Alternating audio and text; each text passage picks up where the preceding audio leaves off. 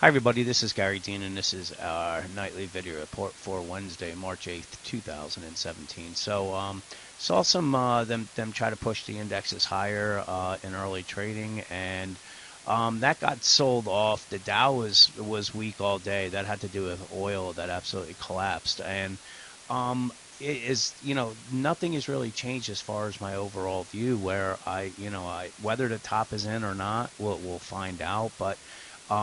Even if it's not, I think upside is limited on here, and you want to use any strength to be shorting, and you want to be holding on to some type of short position, just in case things collapse out of the blue, and so at least you'll have some type of position. Um, I think that obviously we have next week we have the Fed meeting. It's pretty much everyone's believing that they're going to raise it by a quarter point. That may be the case, may not. I don't think it's really going to surprise anybody if it does. But I think where the bulls are getting a little bit of say angst over buying has more to do with the debt ceiling, because in the past everybody was in the whole camp of they're going to pass the debt ceiling. Nobody's ever not done it, but there's so much hatred going on between the Democrats and the Republicans right now. I would not be surprised at all to see them not raise anything. We'll have to see, but I think that's what's really as far as what's in the back of the minds of traders now. That has absolutely nothing to do with my reasoning for the much larger drop that I'm anticipating, even though it could fall right in line with it. So, what would make the most sense? I mean, right now there's no there is no reason to be throwing up a red flag for the bulls, because even though we made a top and we've been heading down, really the support area that people are going to be watching is going to be this 2351. If they lose that, then we're going to get a quick move down to this 2306 area. Maybe it could go a little bit higher than that and find it, because there's some support that's on the lower moving averages. But in any way, so there's nothing really crazy that I don't think any bulls are panicking. They're gonna panic when this move comes, but right now they're just kind of getting bored. Nothing, no major big moves down. Any ones that are getting bid back up, so they're getting everybody. They're keeping them complacent with what's going on, even though the market's dropping. So the important area is going to be this 2353, 2350. They lose that, then we're probably going to see a quick move down to these levels here. Maybe they bounce it after that, maybe they don't. That's one of the reasons why I'm saying to hold on to a little bit of a short position, because you want to have it when this move comes, because it's going to happen really, really fast. So you can see the technicals are just starting to roll over right now.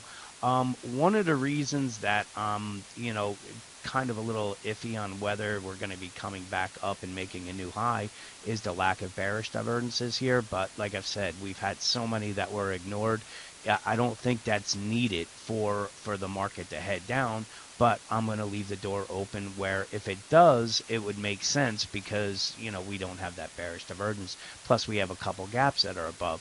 As far as wave count, if this was the wave 5, then your typical retracement is going to come anywhere between the 2204 and the 2150 area. So that's pretty much what I'm looking for, and it could go lower than that, but let's just say these are the initial targets.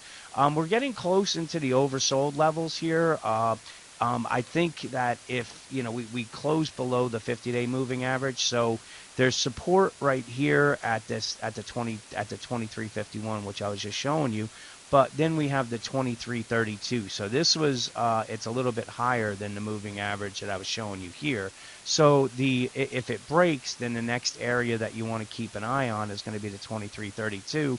And if we start breaking through this stuff, that's when we start looking at these levels here. So I'm not, like I said, I have to leave the door open that they're going to come up and maybe try to close the gaps up here, and maybe even try to form some kind of bearish divergence.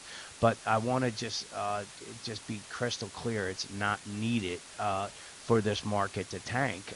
It just, if it does, it would make sense. On a 15-minute chart, we do have some bullish divergences that are playing out right now.